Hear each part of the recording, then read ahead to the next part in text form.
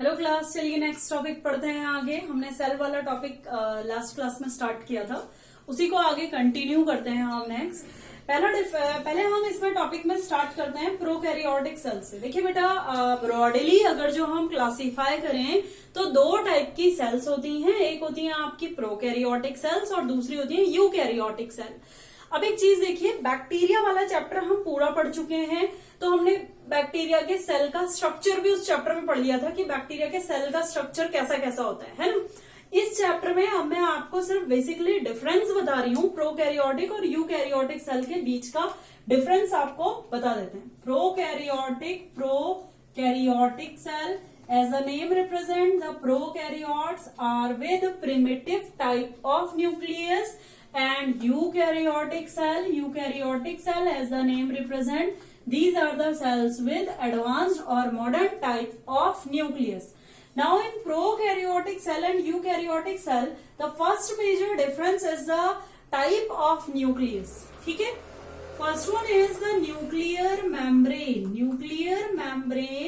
is absent in the prokaryotic cell. Nuclear membrane prokaryotic cell में कैसी होती है? एब्सेंट, नहीं होती है, और अगर जो है तो हाईली डिमिनिश्ड, नेग्लिजिबली आप इसे समझ लीजिए।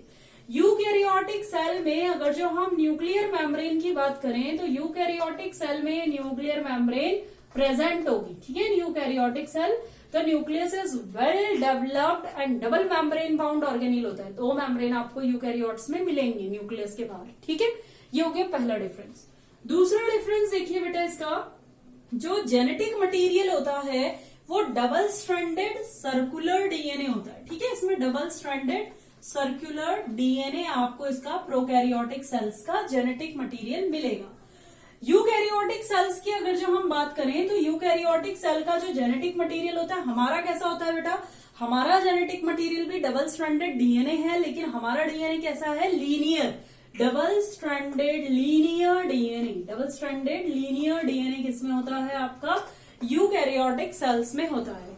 और प्रोकैरियोट्स में कैसा होता है? डबल स्ट्रैंडेड सर्कुलर डीएनए आपको प्रोकैरियोट्स में मिलेगा। ठीक है, थर्ड डिफरेंस देखिए, आपने 12th क्लास में जो है आपकी क्रैश कोर्स है तो आपने सारी चीजें पढ़ी ही हैं।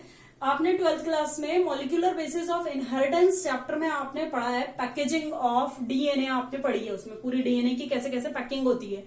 तो आपने उसमें पढ़ा होगा कि यूकैरियोटिक जो सेल्स होते हैं उनमें पैकिंग किससे होती है? हिस्टोन्स से होती है। और फिर यूकैरियोटिक सेल्स में जो डीएनए है वो फुल्ली कॉइल्ड होकर किसकी फॉर्म अटेन करता है? क्रोमोसोम्स की। ठीक है, ये आपने वहां पढ़ा है। आपने उसी चैप्टर में एक और चीज देखी होगी कि थोड़ा सा डिस्कशन है, हल्का सा दे रखा है एनसीईआरटी में, कि जो प्रोकैरियोटिक सेल्स होते हैं उनमें डीएनए की कॉइलिंग हिस्टोन से नहीं होती है।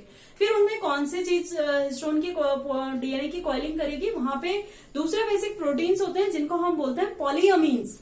और कॉइलिंग करने के बाद उनका जो जेनेटिक मटेरियल है वो लूजली कॉइल्ड होगा, इतना टाइटली कॉइल्ड नहीं होता है। और उस लूजली कॉइल्ड जेनेटिक मटेरियल को हम वहां पे बोलते हैं न्यूक्लियोइड। ठीक है, न्यूक्लियोइड हम वहां पे बोलेंगे। और यहाँ हमारा जेनेटिक मटेरियल जो है वो पूरा फुल्ली कॉइल्ड होगा और बनेगा, क्रोमोसोम की फॉर्म अटेन करेगा। ठीक है, तो in case of prokaryotes polyamines helps in DNA coiling to form nucleoid। ठीक है, न्यूक्लियोइड की फॉर्मेशन करेंगे, न्यूक्लियोइड। और जिसे हमने बोला था न्यूक्लियोइड का मैंने आपको दो नाम और बताए थे, जीनोफोर भी हम इसको बोलते हैं, और इसी को हम क्या बोलते हैं? प्रोक्रोमोसोम भी आप इसे बोलेंगे, प्रोक्रोमोसोम भी हम इसे बोलते हैं। ठीक है, इस केस में आप देखेंगे यूकैरियोटिक सेल्स के केस में, तो यूकैरियोट्स में जो डीएनए की कॉइलिंग है वो कौन करता है? डीएनए की कॉइलिंग करते हैं histones coils DNA to form chromosomes. Histone जो है वो डीएनए की कॉइलिंग करेंगे और वो बनाते हैं क्रोमोसोम की फॉर्मेशन करते हैं, क्रोमोसोम। ठीक है, इतना आपको बता दिया। यहाँ क्या बताया आपको कि पॉलीअमीन्स डीएनए की कॉइलिंग करते हैं, यहाँ कौन कर रहा है? Histones. fully coiled DNA is known as chromosome and the loosely coiled DNA will form nucleoid, prochromosome और जीनोफोर। ये 3 नाम है, ठीक है। आपने 12th क्लास में कुछ coding and non coding sequences पढ़े होंगे किसमें, डीएनए में। तो डीएनए के जो कोडिंग सीक्वेंसेस वो होते हैं जिनसे कोई जो जेनेटिक कोड है वो रिलीज होगा एमआरएनए में, और फिर उससे क्या बनेगा बेटा, डिफरेंट टाइप्स ऑफ प्रोटीन्स बनेंगे, ठीक है। अगर जो डीएनए में कुछ नॉन कोडिंग सीक्वेंसेस प्रेजेंट होते हैं तो उनको हम बोलते हैं इंट्रॉन्स। तो आप देखेंगे जो यूकैरियोटिक डीएनए है उसमें आपको इंट्रॉन्स मिलेंगे, नॉन कोडिंग सीक्वेंसेस मिलते हैं, और यही वो कारण है कि हमारा जो जेनेटिक मटेरियल है वो बहुत ज्यादा लॉन्ग हो जाता है, थ्रेड जो है हमारा डीएनए का बहुत लॉन्ग हो जाएगा, इसीलिए उसको टाइटली कॉइल करना पड़ता है, क्रोमोसोम की फॉर्म वो अटेन करता है।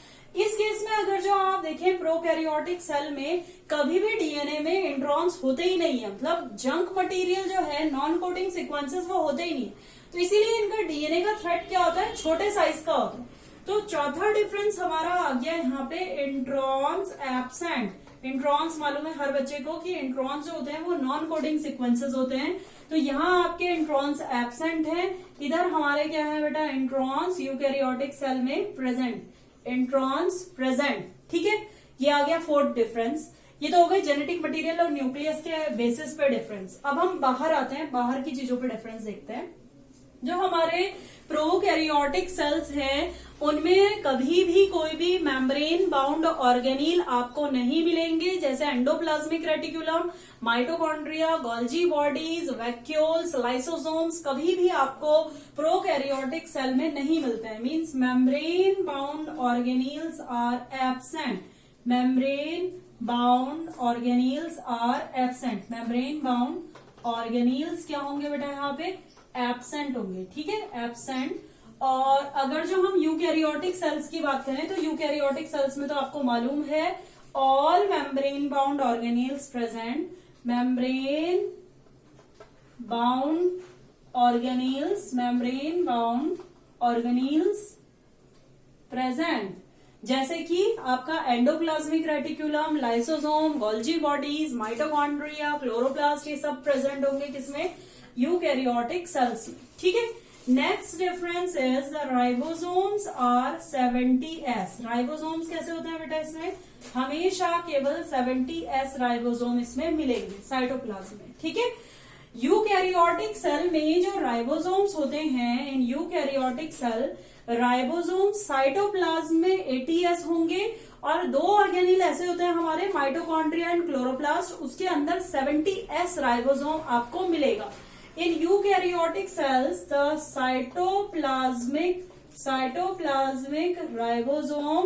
राइबोसोम्स ये आ जाएंगे आपके 80s, एंड ऑर्गेनील के राइबोसोम्स आ जाएंगे आपके 70s। तो कौन कौन से 2 ऑर्गेनील में आपको राइबोसोम मिलेंगे, एक तो आ जाएगा हमारा माइटोकॉन्ड्रिया, और दूसरा आ जाएगा हमारा क्लोरोप्लास्ट। इन दोनों ऑर्गेनील में आपको राइबोसोम्स मिलेंगे, किसमें, यूकैरियोटिक सेल्स में। कैसे वाले राइबोसोम्स होंगे, 70s, और प्रोकैरियोटिक सेल में सिर्फ और सिर्फ 70s राइबोसोम्स ही होंगे। यूकैरियोटिक सेल में साइटोप्लाज्म में कौन से राइबोसोम होंगे, आपके 80s राइबोसोम्स होंगे, ठीक है। इसके अलावा देखिए हमने एक स्ट्रक्चर पढ़ाया था आपको बैक्टीरिया वाले चैप्टर में। बैक्टीरिया की जो प्लाज्मा मेम्ब्रेन होती है वो इनवेजिनेट होती है, और विद इन्वेजिनेशन ऐसे फिंगर लाइक या फिर लेमिली लाइक या फिर वेसिकल लाइक बॉडीज बनाती है, उनको हम क्या बोलते थे, मीजोसोम्स। तो जो प्लाज्मा मेम्ब्रेन है वो मीजोसोम्स की फॉर्मेशन करेगी इन प्रोकैरियोटिक सेल।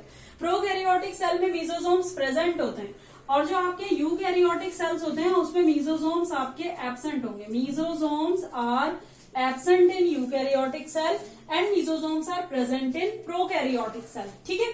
इसके अलावा भी कई डिफरेंसेस हैं, जैसे कि आपको प्लाज्मा मेम्ब्रेन जो है वो केवल हमारे अगर जो हम देखें तो एक जिसे आप कहेंगे बाइलिपिड लेयर होती है। अभी पढ़ेंगे हम आगे, नेक्स्ट धीरे धीरे प्रोग्रेस करेंगे, प्लाज्मा मेम्ब्रेन पे आएंगे। प्लाज्मा मेम्ब्रेन जो है एक बाइलिपिड लेयर है और वो आपकी फंक्शनल मेम्ब्रेन, मतलब उसमें आपको मेम्ब्रेन्स पे एंजाइम्स अटैच नहीं होते हैं। यहाँ अगर जो हम देखें प्रोकैरियोटिक सेल के पास, क्योंकि कोई भी ऑर्गेनील नहीं है, तो जो भी एंजाइम्स केवल मेम्ब्रेन पे अटैच होके ही फंक्शन कर सकते हैं, तो वो ऑर्गेनील के अंदर नहीं है। तो वो कहाँ है? वो प्रेजेंट होंगे प्लाज्मा मेम्ब्रेन से जुड़े हुए। प्लाज्मा मेम्ब्रेन से अटैच्ड कुछ ऑर्गेनील, कुछ एंजाइम्स जैसे सक्सिनाल डिहाइड्रोजिनेज एंजाइम, ये आपको माइटोकॉन्ड्रिया की इनर मेम्ब्रेन में मिलता है। आपको याद होगा अगर जो सेल्यूलर रेस्पिरेशन में आपने पढ़ा होगा 11th में। इन द सेम वे हमारे अगर जो हम प्रोकैरियोटिक सेल की बात करें, तो in prokaryotic cell the enzymes are attached to membrane. Enzyme जो है वो अटैच रहेंगे किससे? मेम्ब्रेन से, प्लाज्मा मेम्ब्रेन से अटैच रहेंगे। अगर जो हम यही बात करें किसकी? यूकैरियोटिक सेल्स की, तो enzymes are not attached to plasma membrane. Plasma membrane से एंजाइम्स अटैच नहीं होंगे। ये तो मैंने आपको कुछ 8 बेसिक डिफरेंसेस बता लिए। एक बार दोबारा देखिए, आपको क्या बताया? प्रोकैरियोटिक सेल्स में न्यूक्लियर मेम्ब्रेन नहीं होती है, यूकैरियोटिक सेल्स में प्रेजेंट होगी। इनका डीएनए डबल स्ट्रैंडेड सर्कुलर होता है, यहाँ पे डीएनए डबल स्ट्रैंडेड लीनियर होता है। यहाँ पॉलीअमीन्स डीएनए की कॉइलिंग करेंगे, न्यूक्लियोइड बनाएंगे। यहाँ हिस्टोन्स डीएनए की कॉइलिंग करके क्रोमोसोम्स बनाते हैं। इधर आपको इंट्रॉन्स नहीं मिलेंगे, यहाँ आपको इंट्रॉन्स मिलते हैं। यहाँ मेम्ब्रेन बाउंड ऑर्गेनिल्स कोई भी आपको नहीं मिलेंगे, यहाँ आपको सारे मिलेंगे। इधर राइबोसोम्स केवल 70S होता है साइटोप्लाज्म में, और यहाँ राइबोसोम साइटोप्लाज्मिक राइबोसोम 70S होता है। और ऑर्गेनील वाला राइबोसोम जो केवल माइटोकॉन्ड्रिया एंड क्लोरोप्लास्ट में मिलेगा, वो आपको 70S मिलेगा। मीजोसोम्स यहाँ प्रेजेंट होंगे, इधर मीजोसोम्स टोटली एब्सेंट होंगे। यहाँ पे आपको बताया एंजाइम जो है वो प्लाज्मा मेम्ब्रेन से जुड़े हुए होते हैं, इधर एंजाइम जो है वो प्लाज्मा मेम्ब्रेन से अटैच कभी नहीं मिलेंगे आपको। इसके अलावा कुछ और डिफरेंस है हमारे। 9th डिफरेंस देखते हैं हम क्या है। 9th one difference is that in prokaryotic cell a special type of double stranded free circular DNA is also present, that is known as plasmids. What are plasmids? 9th one, plasmids are extra chromosomal free circular DNA, जो main genetic material नहीं है, लेकिन अगर जो किसी cell के अंदर present है, स्पेशली बैक्टीरिया की सेल में ही आपको मिलेगा। अगर जो किसी बैक्टीरिया की सेल में प्रेजेंट है तो उसको कुछ एसेसरी रोल में पार्टिसिपेशन करवाता है, जैसे कि सेक्सुअल रिप्रोडक्शन वाला एक प्लाज्मिड होता है, एफ प्लाज्मिड, वो कॉन्जुगेशन में पार्टिसिपेट करता है। इसके अलावा ये पार्टिसिपेट करेगा इन ये एंटीबायोटिक रेजिस्टेंस प्रोवाइड कर सकता है, और भी कई फंक्शंस में पार्टिसिपेट कर सकता है, जैसे कि कुछ केमिकल ऑर्गेनिक कंपाउंड्स हैं उनके डिग्रेडेशन में ये पार्टिसिपेट कर सकते हैं। तो प्लाज्मिड जो है वो जनरली आपको किसमें मिलेंगे? प्रोकैरियोटिक सेल्स में मिलेंगे। यूकैरियोटिक सेल्स में ये प्लाज्मिड नहीं होते हैं। The plasmids are if present, they are present in mitochondria and chloroplast only. अगर जो प्लाज्मिड्स प्रेजेंट है तो ये केवल और केवल आपको माइटोकॉन्ड्रिया एंड क्लोरोप्लास्ट में मिलेंगे, ठीक है। इसके अलावा कहीं भी आपको साइटोप्लाज्म में आपको प्लाज्मिड्स नहीं मिलते हैं, ठीक है। प्लाज्मिड्स के अलावा जो नेक्स्ट डिफरेंस है इसमें, वो है एक स्ट्रक्चर होता है जिसे हम बोलते हैं माइक्रोट्यूब्यूल्स। माइक्रोट्यूब्यूल्स जो है वो आप पढ़ेंगे इस चैप्टर में, सारी चीजें पढ़ाऊंगी मैं आपको। माइक्रोट्यूब्यूल्स यहाँ पे एब्सेंट होते हैं और यहाँ आपको माइक्रोट्यूब्यूल्स मिलेंगे। माइक्रोट्यूब्यूल्स प्रेजेंट, इतना समझ लीजिए कि माइक्रोट्यूब्यूल्स वो फाइबर्स होते हैं जिनसे, वो थ्रेड लाइक स्ट्रक्चर्स हैं, वो प्रोटीनेशियस स्ट्रक्चर है जिनसे स्पिंडल फाइबर की फॉर्मेशन होनी है। तो इसीलिए, क्योंकि जहां पे माइक्रोट्यूब्यूल, जिस सेल में माइक्रोट्यूब्यूल प्रेजेंट होंगे उस सेल ने ही केवल पार्टिसिपेट करना है। जो डिवीजन होगा उसमें वो कैसा होगा बेटा? उसमें स्पिंडल फाइबर बनेंगे। और अगर जो किसी सेल में माइक्रोट्यूब्यूल्स नहीं है तो उसमें स्पिंडल फाइबर की फॉर्मेशन नहीं हो पाएगी, क्योंकि यही वो प्रोटीन होता है जो स्पिंडल फाइबर बनाने में हेल्प करता है, ठीक है। अब इसमें डिवीजन देखते हैं बेटा। देखिए इसका जो डिवीजन है वो कैसा होगा? Amitotic division only, amitotic division only. Cell division हमेशा कैसा होगा? ए माइटोटिक होगा। और यहाँ सेल डिवीजन कैसा होता है, माइटोटिक। हालांकि कुछ एक्सेप्शनल केसेस होते हैं जिनमें आपको ए माइटोटिक सेल डिवीजन भी मिल जाएगा, लेकिन मेनली जो सेल डिवीजन है वो कैसा है आपका, माइटोटिक डिवीजन है in case of eukaryotic cell. Now what is a mitotic and mitotic division, इसको देख लेते हैं एक बार, हल्का सा एक ओवरव्यू दे देती हूँ मैं आपको। बैक्टीरिया के सेल में देखिए क्या होता है, बैक्टीरिया का सेल किस तरीके से डिवाइड करता है, उसका सिर्फ जेनेटिक मटेरियल डुप्लीकेट करता है और ऑपोजिट एंड्स को शिफ्ट हो जाता है। जेनेटिक मटेरियल बताया था आपको डुप्लीकेट करके सेंटर में मीजोसोम की मदद से प्लाज्मा मेम्ब्रेन की फॉर्मेशन, सॉरी आपको सेल वॉल की फॉर्मेशन यहाँ पे मिलती है और सेल वॉल के दोनों साइड जो है प्लाज्मा मेम्ब्रेन की फॉर्मेशन मिलेगी। ठीक है, ये किस में होता है, बैक्टीरिया के सेल में, मतलब प्रोकैरियोटिक सेल में आपको ऐसा मिलेगा। लेकिन यूकैरियोटिक सेल में आप देखेंगे यूकैरियोटिक सेल का डिवीजन इतना सिंपल नहीं होता है। इस टाइप के डिवीजन को हम ए माइटोटिक बोलते हैं। ठीक है, mitotic type of cell division अगर जो आपको याद हो तो आपने जो भी सेल डिवीजन में बेसिक स्टेजेस पढ़ी हैं, पहले न्यूक्लियर डिवीजन होता है कैरियोकाइनेसिस, फिर साइटोप्लाज्मिक डिवीजन होता है साइटोकाइनेसिस।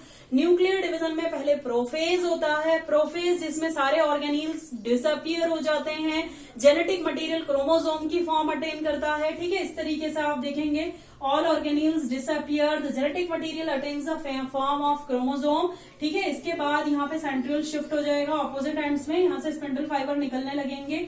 ठीक, यहाँ पे जेनेटिक मटेरियल जो है क्रोमोसोम की फॉर्म में जो है वो सेंटर में अपने आप को अलाइन कर लेता है ऐसे। ठीक है, इस तरीके से अपने आप को अलाइन कर लेगा।